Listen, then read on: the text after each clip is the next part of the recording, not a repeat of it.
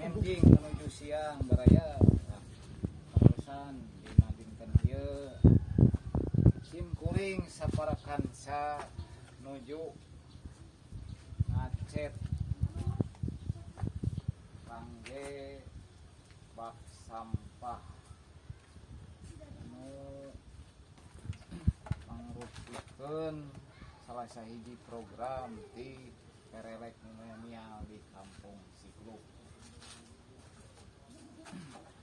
Bak sampah tapi khusus sampah plastik seperti botol aqua, gelas cup, minuman seperti ale-ale, Yakult, sareng sajenis. Mudah-mudahan atuh program anu nuju dijalankeun sareng nu bade dijalankeun ka payuna sing lancar da sadayana ieu teh kangge keperluan lingkungan keneh hasil dina Kerelek sareng dina bak sampah ieu teh.